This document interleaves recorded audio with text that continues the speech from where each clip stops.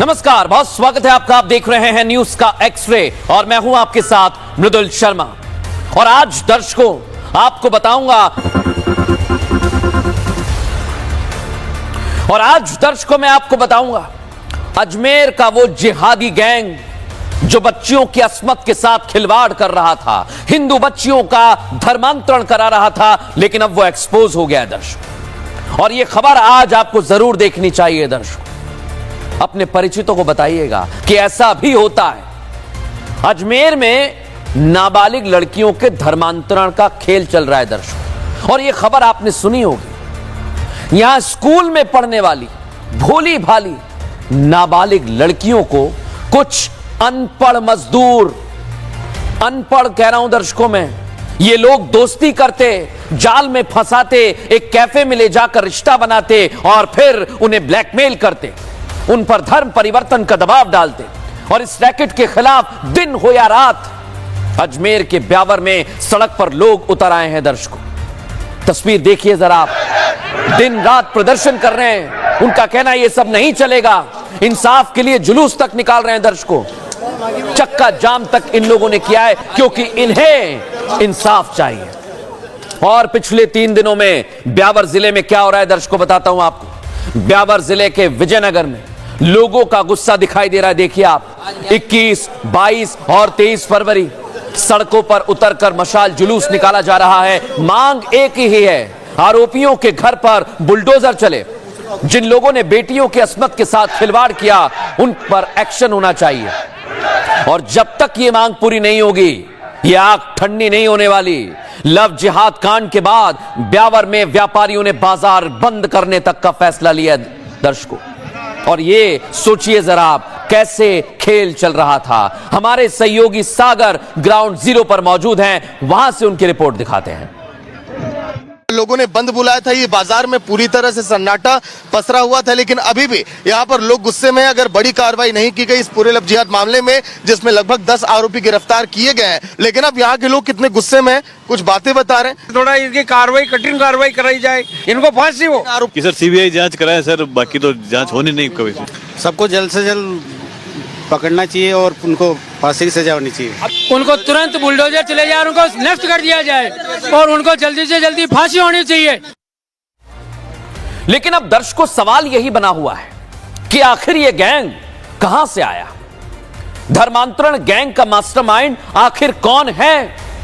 क्योंकि ये लड़के उन नाबालिग लड़कियों के पास ऐसे ही नहीं जाते थे। नाबालिगों के पास ये बन ठन कर ठीक ठाक घराने से ताल्लुक रखने का सिर्फ दिखावा करते थे। ये लड़के उन लड़कियों के पास मोटरसाइकिल यानी बाइक से जाते, बराबर अच्छे खासे कपड़े पहने हुए रहते। तो सवाल ये दर्शकों कि ये पढ़े लिखे नहीं है, ना इनके पास कोई नौकरी है, ना कभी ये स्कूल गए हैं, तो भाई इनके पास पैसा आता है तो आता कहां से है? और इस गैंग के पीछे कौन काम कर रहा है? सोचिए जरा, दिमाग लगाइए आप दर्शकों। और अब तक आपको पता है इस मामले में 10 आरोपियों की गिरफ्तारी हो गई है। और चौंकाने वाली बात आपको एक और बता दूं, इन आरोपियों की उम्र 20 से 22 साल के आसपास है, यानी इन्हें यहां पर प्लांट किया जा रहा है। और ये सारे के सारे मुसलमान हैं जो मैं आपको दिखा रहा हूं। ये हिंदू बेटियों को निशाने पर लेते हैं। जब इन आरोपियों को, इन लोगों को, ये जो दिख रहे हैं, इन्हें कोर्ट में पेश किया गया, तब कुछ वकीलों ने वहां पर इन्हें पकड़ लिया दर्शकों और जमकर धोया इन लोगों को। अब इनकी मॉडस, और ये देखिए आप, जो वकीलों ने पकड़ लिया था इन्हें, वो तस्वीर आपको दिखा दो पहले। 20 तारीख की तस्वीर दिखा रहा हूं, 20 फरवरी की। लेकिन दर्शकों आप सोचिए, 20-22 साल के हैं, इनकी मॉडस ऑपरेंडी क्या रहती है? सोचा है आपने?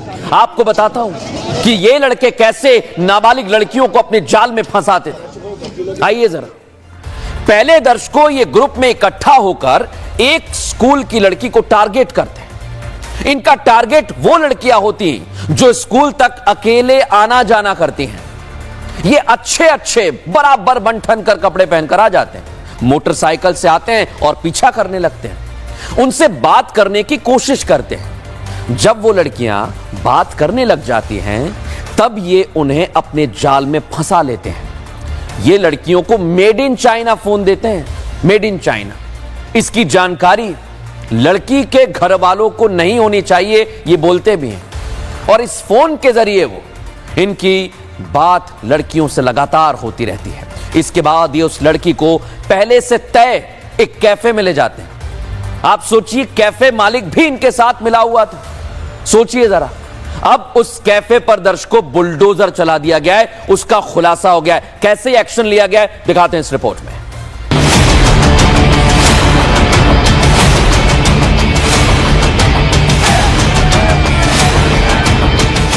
केरला स्टोरी में जिस तरह स्कूल कॉलेज की लड़कियों को धर्मांतरण के लिए फंसाया जाता था, ठीक वैसा ही राजस्थान के ब्यावरा जिले के विजयनगर से सामने आया है, जहां कई लड़कियों को दरिंदों ने पूरी प्लानिंग के साथ फंसाया, प्यार के जाल में फंसाकर आगे तक के सपने दिखाए और मौका पाते ही उनके अश्लील फोटो वीडियो बना लिए। इन सब के लिए दरिंदे कैफे का इस्तेमाल करते थे। कैफे संचालक खुद इस गैंग का हिस्सा था, तो इन आरोपियों को किसी तरह की परेशानी नहीं होती थी। मामला सामने आने के बाद कैफे पर भजनलाल सरकार का बुलडोजर चल गया है। कैफे को पहले सील किया गया, उसके बाद पीला पंजा चला दिया गया। कैफे का मालिक पुलिस हिरासत में है। ये जो कैफे आप देख रहे हैं, आरोपी इस कैफे के अंदर बकायदा उन पीड़ित लड़कियों को लेकर आते थे।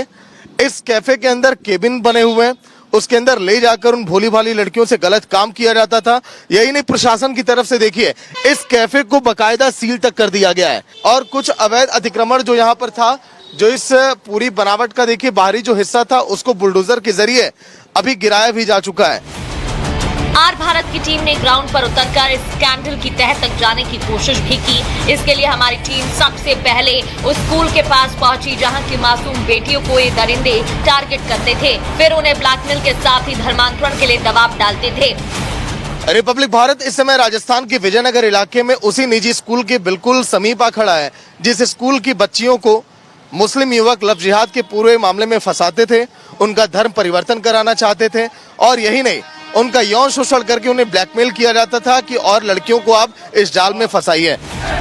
इस घटना के बाद विजयनगर के लोगों में गुस्सा है। लगातार सड़कों पर निकलकर प्रदर्शन किया जा रहा है। दिन हो या रात, मांग एक ही है, बेटियों को इंसाफ और दरिंदों को फांसी। आर भारत की टीम ने जब स्थानीय लोगों से बात की तो उन्होंने कहा कि ये पूरा रैकेट का काम है और इस घटना ने 1992 में हुए अजमेर कांड का जख्म हरे कर दिए हैं। जिस तरह से इन लोगों ने, इन बच्चों ने जो सेक्स स्कैंडल यहाँ चलाया, रैकेट चलाया, जो 32 वर्ष पूर्व जो अजमेर में हुआ ब्लैकमेल छायाकांड, उसी की यह पुनरावृत्ति नहीं हो। इस स्कूल में इन मुस्लिम युवकों का आना जाना रहा, बाहर बाइक लेके आना जाना, उन बच्चों को परेशान करना और स्कूल के बाहर से उन्हें ले जाना, डराना, धमकाना, ये माहौल काफी टाइम से चल रहा है। फिलहाल 10 से ज्यादा आरोपी पुलिस गिरफ्त में हैं। भजन सरकार की पुलिस अपनी स्टाइल में पूछताछ कर रही है। पूछताछ में अभी तक आधी गुत्थी सुलझी है, लेकिन बहुत से सवालों की जवाब मिलना अभी बाकी है, जिनका इंतजार हर किसी को है। अब ये रैकेट देखा ना दर्शकों आपने कैसे चल रहा था, लेकिन इसका भंडाफोड़ कैसे हुआ ये मैं आपको बता रहा हूं। होता कुछ यूं है दर्शकों कि ये लड़कियों को अपने घर से पैसे चुराने के लिए बरगलाते, उन पर दबाव डालते हैं, उन्हें धमकाते हैं कि घर से पैसे चोरी करके ले आओ, नहीं तो तुम्हारे वीडियो सोशल मीडिया पर डाल देंगे। एक लड़की, एक नाबालिग बच्ची जो पीड़िता है, वो एक दिन पैसे चुरा रही थी, उसके माता पिता ने देख लिया 2000 रुपए चुराते हुए दर्शक, और उस दिन पूरे मामले का भांडा फूट गया। परिवार वाले तुरंत पुलिस के पास पहुंचे और पुलिस में जो एफआईआर दर्ज कराई है ना दर्शकों, वो देखेंगे आप तो हैरान रह जाएंगे। आपको बताता हूं एफआईआर में क्या क्या लिखा हुआ है। एक एक बात दर्शकों एफआईआर में लिखी हुई है, एक एक बात। एफआईआर में पीड़िता के घर वालों ने बहुत कुछ बताया है। उसे यानी आरोपी दरिंदे पीड़िता को अश्लील वीडियो के जरिए ब्लैकमेल करते थे, अपना धर्म बदलने के लिए दबाव बनाते थे, कहते थे कि 5 वक्त की नमाज पढ़नी होगी आपको, उकसाते थे दर्शक, बुर्का पहनने के लिए दबाव बनाते थे। ये हूबहू फिल्म में चलता है। कहते थे कि कलमा पढ़ो भाई, कलमा ना पढ़ने पर वीडियो वायरल कर देंगे तुम्हारा। इतने पर भी मन नहीं भरता तो गला काटने की नाबालिग लड़कियों को धमकी देते थे दर्शकों। सोचिए जरा आप। और तो और जब उन्हें लगता कि इतने से भी बात नहीं बनेगी तो वो उनके घर वालों को मारने की धमकी देते थे। आप सोचिए छोटी छोटी बच्चियां क्या करेंगी, क्या उनके मानसिक तौर पर उनके दिमाग पर क्या असर पड़ता होगा। और आप सोचिए दर्शकों, पीड़िताओं का कहना यह है कि दरिंदे, ये आरोपी दूसरी लड़कियों को भी फंसाने के लिए उन पर दबाव बनाते थे और ऐसा नहीं करने पर उनकी फोटो वायरल करने की धमकी देते।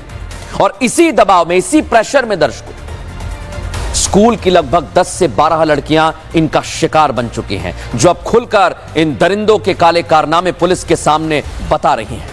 इन पीड़िताओं ने पुलिस को बताया कि लड़कियों की जो जाति है उस आधार पर रेट लिस्ट बनाई जाती है। कई लोग नहीं मानते हैं दर्शकों, लेकिन खुलासा हो गया, आज आपको बताता हूं। नाबालिग लड़की, ये देखिए आप, अगर कोई ब्राह्मण है, उच्च जाति की है, ठाकुर है, उसके 20 लाख रुपए लगेंगे, यानी 20 लाख रुपए मिलेंगे आपको अगर आप जाल में फंसा लेंगे। दर्शकों सोचिए, आप एक ब्राह्मण लड़की को आप फंसाएंगे तो आपको 20 लाख रुपए मिलेंगे। ये 20 लाख कौन देगा?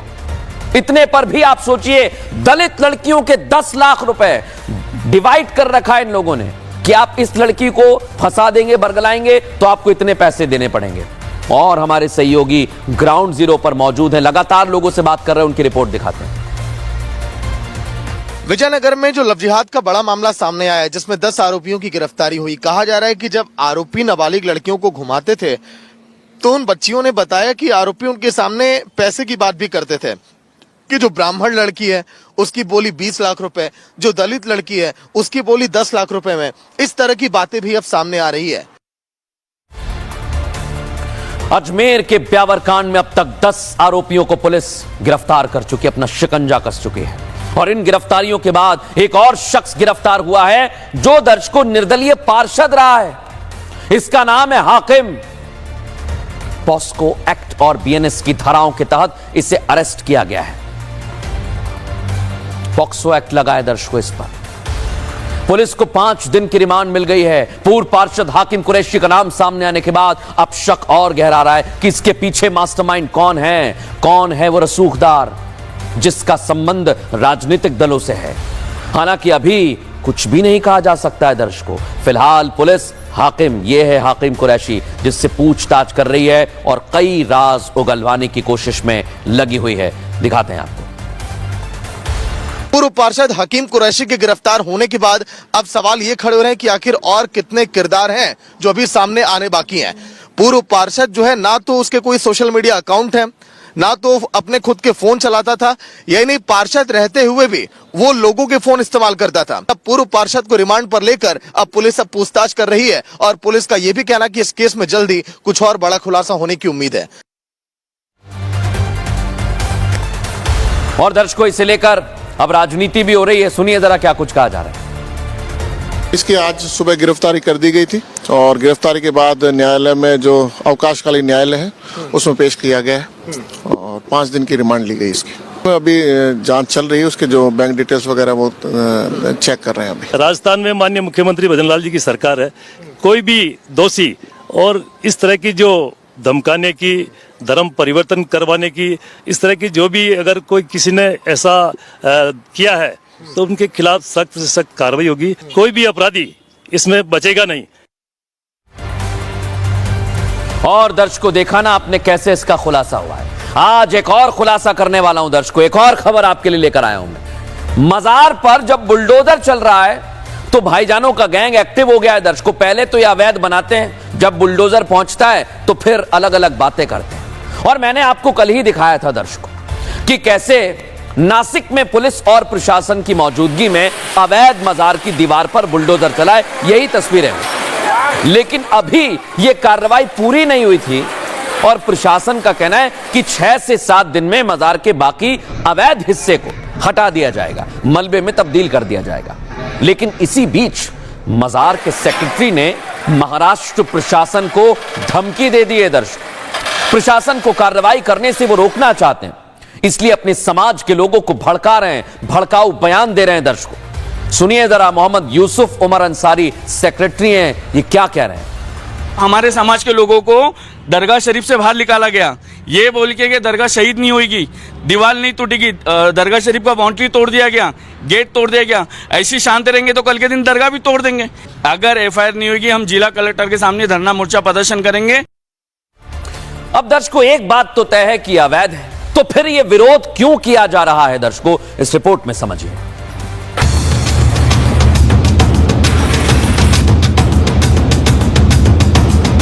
नासिक में अवैध मजार का मुद्दा अब और बढ़ गया है। नौबत धमकी तक आ गई है जो मजार से जुड़े पक्ष के लोगों ने दी है। धमकी ये कि अगर प्रदर्शन कर रहे बीजेपी विधायक और हिंदू संगठनों पर एक्शन नहीं लिया गया तो प्रदर्शन करेंगे। यहाँ की जो एमएलए 124 की, उसके खिलाफ महाराष्ट्र के डिप्टी स्पीकर और स्पीकर और महाराष्ट्र के गवर्नर सब मिलके इसके खिलाफ एफआईआर की मांग करने वाले, और 24 घंटे के अंदर एफआईआर नहीं होगी तो फिर बड़े पैमाने पे हजरत ख्वाजा गरीब नवाज कमेटी की तरफ से हम धरना मोर्चा प्रदर्शन करेंगे, जिसकी जिम्मेदार खुद नासिक शहर की पुलिस होगी। इस धमकी के बयान के साथ ही मोहम्मद यूसुफ मुसलमानों को उकसाने की कोशिश में लगे हुए हैं। अब सवाल है कि अगर मजार अवैध नहीं तो दस्तावेज क्यों नहीं दिखाते। हिंदू संगठन पिछले 25 साल से इसे हटाने को लेकर नासिक महानगर पालिका से मांग कर चुके हैं और जो कार्रवाई हो रही है वो नगर निगम प्रशासन ही कर रहा है, तो सवाल क्यों उठाना। देखा ना दर्शकों आपने कैसे कार्रवाई की जा रही, लेकिन ये विवाद है क्या, आइए जरा आपको वो विस्तार से समझाता हूं। नासिक में सैयद हजरत पीर बाबा की एक मजार है और मजार मैनेजमेंट पर अवैध कब्जे के आरोप लगे हैं। हुआ यूं, 2000 में ओपन स्पेस पर इन लोगों ने अवैध कब्जा कर लिया। कब्जे के बाद धीरे धीरे मजार का निर्माण करते गए। पहले एक मजार का निर्माण किया गया, हिंदू संगठन ये दावा करते हैं, और इसके बाद और सारी मजारें बना दी गई। हिंदू संगठन कह रहा है मजार निर्माण के लिए किसी से इजाजत नहीं ली, परमिशन नहीं ली गई। मजार के चारों तरफ दीवारें हैं दर्शकों, गेट तक बना दिए हैं।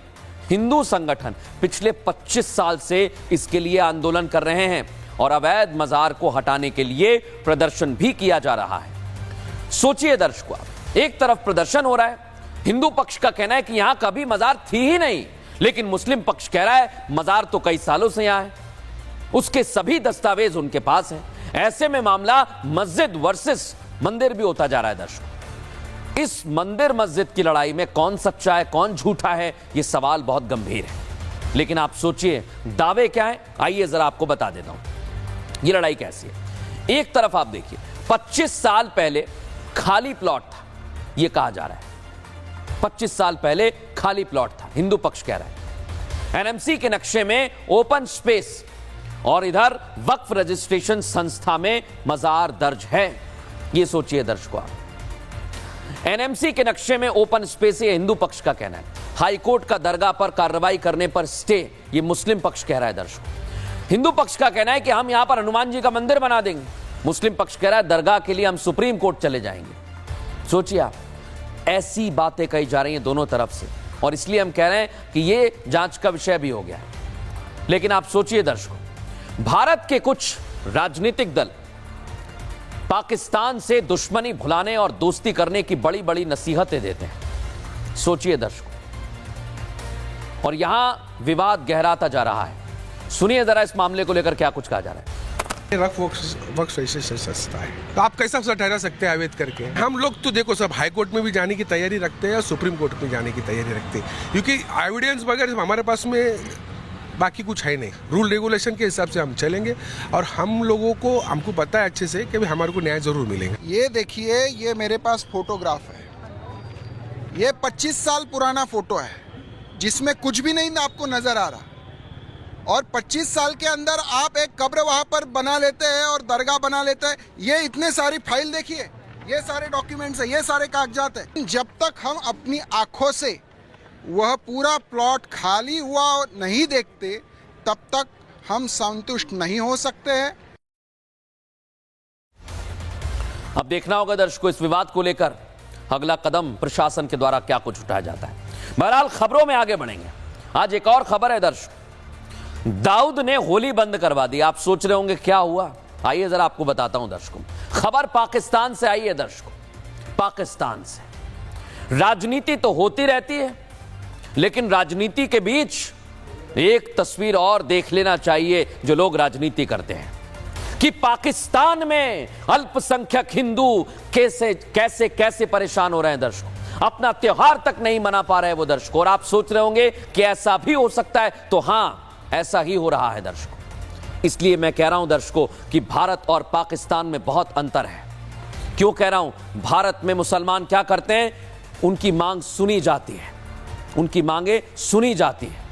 लेकिन इधर पाकिस्तान में अल्पसंख्यक हिंदुओं को परेशान किया जा रहा है दर्शकों। इधर मुसलमानों को अपना त्योहार मनाने की इजाजत है, छूट है दर्शकों, कोई नहीं रोकता है। लेकिन यहां क्या हो रहा है, हिंदू आबादी से कहा जा रहा है कि आप होली नहीं मना सकते, आपको होली नहीं मनाने दी जाएगी। यहां क्या हो रहा है, रमजान में 1 घंटे पहले छुट्टी दी जा रही है कई राज्यों में। लेकिन पाकिस्तान में आजादी से आज तक वहां पर हिंदुओं का रहना मुश्किल है दर्शकों। भारत में तो मुहर्रम का जुलूस बिना रोक टोक के निकलता है, लेकिन पाकिस्तान में क्या हो रहा है दर्शकों, हिंदू मंदिरों पर आए दिन हमले किए जा रहे हैं दर्शकों, और कोई सुनने वाला नहीं है। और यह किस्सा केवल पाकिस्तान में दाऊद यूनिवर्सिटी का नहीं है दर्शकों, पाकिस्तान के लोगों में भी हिंदुओं और उनके त्योहारों के प्रति नफरत भरी हुई है। आपको विश्वास नहीं हो रहा होगा, हमें भी नहीं हुआ, लेकिन आज आपको सुनवा रहा हूं, देखिए जरा कैसी नफरत भरी हुई है। आला हज़रत इमाम अहमद रज़ा खान ने फरमाया कि होली की मुबारकबाद देना, किसी और चीज़ की मुबारकबाद देना, गैर मुस्लिम के त्यौहार को अच्छा जानना, ये सब कुछ जानना, उनको अच्छा जानना, ये सब हराम है। मैं खुद होली सेलिब्रेट करती हूँ, मैं नवरात्रि के त्योहारों पे जाती हूँ, मैं दिवाली भी सेलिब्रेट करती हूँ। That is totally your own choice, लेकिन अकॉर्डिंग टू माई मेंटेलिटी मैं जो चीज़ कहूँगा मेरे मुताबिक ये चीज़ गलत है। ठीक है, इसको बैन होने देना चाहिए था। इसको बैन होने देना चाहिए। देखा दर्शकों, आपने बैन करने की बात कर रहे हैं। अरे कोई त्योहार मना लेगा तो क्या हो जाएगा, लेकिन कैसी घृणित मानसिकता है रिपोर्ट में दिखाता हूं।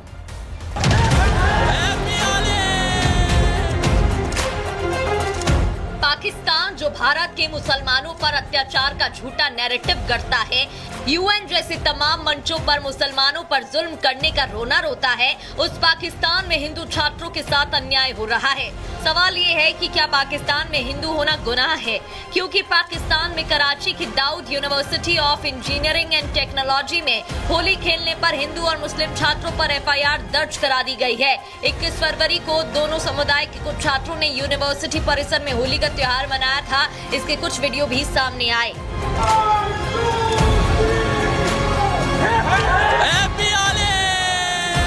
जैसी ही वीडियो सामने आई, यूनिवर्सिटी प्रशासन ने इसे लेकर कड़ी आपत्ति जताई और होली खेलने वाले छात्रों को शोकॉज नोटिस जारी कर दिया। नोटिस में लिखा है कि यूनिवर्सिटी कैंपस में तब तक एंट्री बैन रहेगी जब तक कमेटी कोई फैसला न ले ले। इतना ही नहीं, 24 फरवरी को अपने परिजनों को यूनिवर्सिटी लाने के लिए कहा है। यूनिवर्सिटी में इस एक्शन के बाद हिंदू छात्रों में खौफ का माहौल है। अब उन्हें अपनी पढ़ाई पर खतरे के बादल मंडराते दिखाई दे रहे हैं। लेकिन इस बीच सवाल ये है कि होली मनाने वाले छात्र ना किसी तरह की अशांति फैला रहे थे, ना ही माहौल खराब कर रहे थे, तो फिर इस तरह का एक्शन क्यों? हालांकि ये पहला मौका नहीं है जब इस तरह का मामला सामने आया हो। देखा दर्शकों, आपने, ये पहला मामला नहीं है और ये पाबंदी बार बार लगती रही। आइए जरा आपको बताता हूं। मार्च 2023 में भी दर्शकों होली मनाने पर यह हमला हुआ था। लाहौर की पंजाब यूनिवर्सिटी में हिंदू छात्रों पर हमला कर दिया गया। सिर्फ वो होली मना रहे थे। पीयू लॉ कॉलेज में 30 छात्र होली खेलने के लिए इकट्ठा हुए थे। छात्रों ने कॉलेज प्रशासन से परमिशन भी ली थी। तभी कुछ कट्टर इस्लामिक छात्र संगठन से जुड़े हुए लोग यहां पर पहुंचे और हमला किया। इस्लामी जमीयत तुलबा के लोगों ने छात्रों पर हमला किया। बाद में कॉलेज प्रशासन इजाजत की बात से मुकर गया था। सोचिए आप, कितना कठिन है वहां पर त्योहार मनाना। और एक तरफ हिंदुओं को हिंदू त्योहार मनाने पर पाबंदी है, तो दूसरी तरफ पाकिस्तान के प्रधानमंत्री शहबाज शरीफ मुंगेरी लाल के सपने देख रहे हैं। वो सपने जो हकीकत में नहीं बदल सकते, लेकिन फिर भी देख रहे हैं भाई। एक कार्यक्रम के दौरान वो भारत से कंपटीशन की बात कहने लगे। मुकाबला दर्शकों, मुकाबला भी भारत को पीछे करने का। अब ये सपना नहीं है तो क्या है? शहबाज शरीफ एक रैली को संबोधित कर रहे थे। कहा कि अगर पाकिस्तान तरक्की के मामले में भारत से आगे नहीं निकलता तो मेरा नाम शहबाज शरीफ नहीं है। नाम सोच लीजिए आप। सुनिए जरा पहले क्या कहा। तो एक वादा कर चले कि पाकिस्तान असी इंशाअल्लाह उस रब नूं मंजूर, रब सोने नूं मंजूर है, उस रब सोने नूं मंजूर होया तो इंशाअल्लाह मेहनत करांगे, रात दिन मेहनत करांगे, तो एक दिन आएगा कि हिंदुस्तान पिछले छोटे थे। मेरा नाम शहबाज शरीफ नहीं है। देखा आपने, कह रहे हैं शहबाज शरीफ नाम नहीं है मेरा। तो आइए मैं आज कुछ पोल खोल देता हूं पाकिस्तान की, और आज कह रहा हूं कि ऐसे पीछे करेगा। भारत की जीडीपी का अनुमान 6.5 से 6.9% है और पाकिस्तान 338.24 अरब डॉलर पर ही है अभी दर्शकों। समझिए जरा इसे, क्या क्यों कह रहा हूं मैं, क्योंकि अर्थव्यवस्था के मामले में भारत 5वें नंबर पर है और धीरे धीरे बढ़ता ही जा रहा है, चौथा, तीसरा, और पाकिस्तान 158 नंबर पर है। बात ही नहीं करनी चाहिए कंपैरिजन की।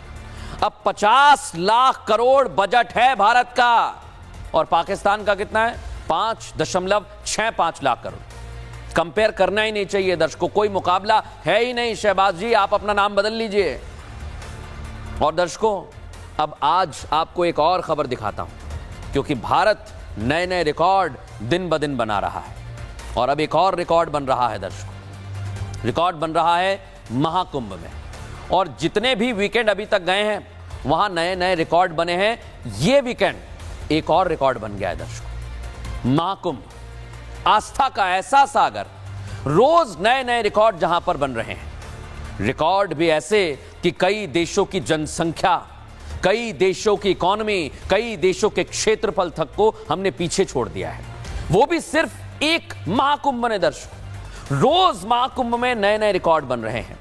अभी भी खत्म होने में 3 दिन बाकी हैं, लेकिन इसी बीच 3 नए रिकॉर्ड बन गए हैं दर्शकों। रिकॉर्ड क्या है, आइए आपको दिखाता हूं। स्नान 62 करोड़ से ज्यादा श्रद्धालुओं ने किया है दर्शकों अब तक, और मुख्यमंत्री योगी आदित्यनाथ 13 बार पहुंचे हुए हैं। यह भी अपने आप में एक रिकॉर्ड है। अब आ जाइए व्यापार, 2 लाख करोड़ का अनुमान लगाया गया है, हो सकता है और ज्यादा भी हो। यह रिकॉर्ड है दर्शकों, और इसे देखकर कई लोगों के पेट में दर्द होता है। क्यों मैं कह रहा हूं? क्योंकि आस्था का रिकॉर्ड महाकुंभ में बन रहा है। अब तक 62 करोड़ से ज्यादा लोग स्नान का रिकॉर्ड बना चुके हैं। ये भक्त पहुंच रहे हैं दर्शकों, और यह अब भी जारी है।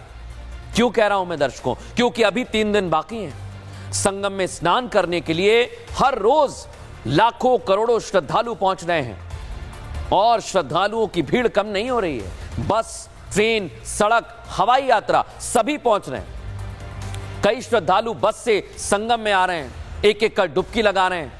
ये सनातनियों की आस्था का बहुत बड़ा संदेश है। ये तस्वीर जो महाकुंभ के मेले से निकलकर रोजाना दिख रही है हमें, यह अद्भुत है, अलौकिक है, अद्वितीय है दर्शकों। और इसका किसी वस्तु से कोई मुकाबला नहीं है।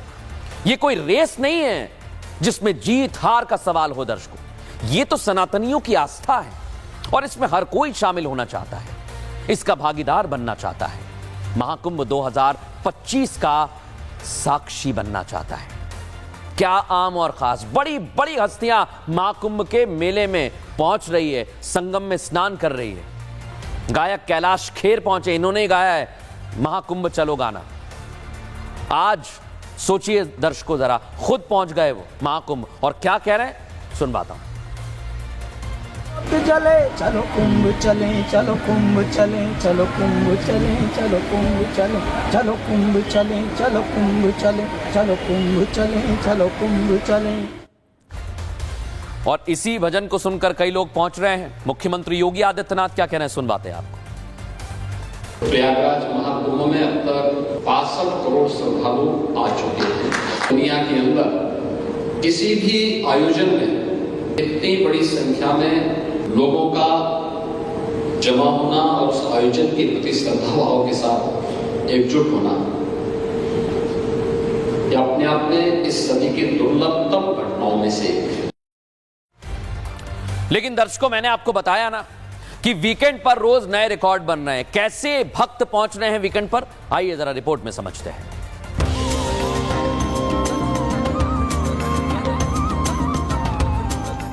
ये आस्था का सैलाब है, ये सनातनियों का रेला है। ये वो दृश्य है जो बता रहा है कि सनातनी जाग चुका है। वाराणसी का काशी विश्वनाथ मंदिर हो या फिर अयोध्या में रामलला का मंदिर, हर तरफ सिर्फ और सिर्फ श्रद्धालुओं की भीड़ दिखाई दे रही है। और ऐसा ही कुछ प्रयागराज में देखने को मिल रहा है। महाकुंभ जो है वो समापन की ओर अग्रसर हो रहा है, कुछ ही दिन शेष रह गए हैं, लेकिन यहाँ पर जो श्रद्धालु पहुंच रहे हैं उनकी संख्या ऐसा देखकर लगता नहीं है कि यहाँ पर जो महाकुंभ है वो समापन की ओर आगे बढ़ रहा है, क्योंकि जो तांता यहाँ पर श्रद्धालुओं का घाटों पर लगा हुआ है ये लगातार हम दिखा रहे हैं। 60 करोड़ के पार ये आंकड़ा पहले ही जा चुका है और अब भी भक्तों का आने का जो सिलसिला है वो अभी भी जारी है। छतरपुर में बागेश्वर धाम पहुंचे पीएम मोदी ने खुद इस बात का जिक्र किया कि कुंभ की चर्चा हर तरफ हो रही है, जो दिखा रहा है कि ये महाकुंभ भारत की एकता को और मजबूत करेगा। महाकुंभ की हर तरफ चर्चा हो रही है। अब तक करोड़ों लोग वहां पहुंच चुके हैं। करोड़ों लोगों ने आस्था की डुबकी लगाई है, संतों के दर्शन किए हैं। अगर इस महाकुंभ की तरफ नजर करें तो सहज भाव उड़ जाता है, ये एकता का महाकुंभ है। महाकुंभ के जरिए एकता का संदेश जा रहा है और इसी संदेश से कुछ विरोधियों को परेशानी हो रही है, इसलिए वो सियासत कर रहे हैं। लेकिन ऐसे सियासतदानों को सीएम योगी ने दो टूक जवाब दे दिया है। कांग्रेस अध्यक्ष कहते हैं कि साहब महाकुंभ में हजारों लोग मारे गए, तो हजारों मारे नहीं गए हैं, जिस पर गया केंद्र उनको उनके घरों से मिलाने का काम कर रहा है, क्योंकि उनकी दृष्टि नेगेटिव है, इसलिए वह ये मानते हैं कि वे नहीं है। 144 साल में आया ये महाकुंभ का नजारा कभी ऐसा नहीं देखा गया। एकता, भव्यता, समरसता का ये जो पर्व मनाया जा रहा है, इसमें हर कोई शामिल होना चाहता है। इसी का नतीजा है कि 42 दिन में आंकड़ा 62 करोड़ के पार पहुंच चुका है।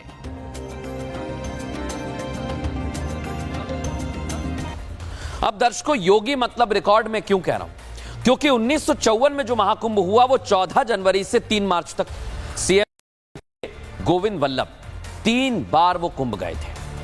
2025 में मुख्यमंत्री योगी आदित्यनाथ हैं। कुंभ 14 जनवरी से 26 फरवरी तक है, लेकिन 23 फरवरी तक ही योगी आदित्यनाथ 13 बार पहुंच चुके हैं और ये अपने आप में एक बहुत बड़ा रिकॉर्ड है दर्शकों। और सबसे बड़ी बात आपको बताऊं, महाकुंभ ने इस वजह से यूपी की तस्वीर भी बदल दी है, आर्थिक तस्वीर दर्शकों। इसलिए तो जाते हैं सब वहां, क्योंकि महाकुंभ से उत्तर प्रदेश की अर्थव्यवस्था बढ़ने की उम्मीद है।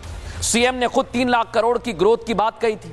रिकॉर्ड 2 लाख करोड़ का बिजनेस का अनुमान है। करीब 25,000 करोड़ के राजस्व की उम्मीद है। होटल बिजनेस को 40,000 करोड़ के बिजनेस की उम्मीद है। भोजन, पेय पदार्थ 20,000 करोड़, व्यापार, पूजा सामग्री का 20,000 करोड़ के पार, परिवहन और लॉजिस्टिक्स की बात कर लीजिए तो 10,000 करोड़, स्वास्थ्य क्षेत्र की बात करें तो 3,000 करोड़। इतना बिजनेस हो रहा है महाकुंभ से दर्शकों। और सोचिए, अभी तो 3 दिन बाकी हैं, 3 दिन में रिकॉर्ड कहां तक जाएगा, इंतजार रहेगा। फिलहाल न्यूज का एक्सट्रीम इतना ही। एक छोटा सा ब्रेक ले रहे हैं। कैप्चर किया जा रहा था सैमसंग गैलेक्सी S25 अल्ट्रा पर।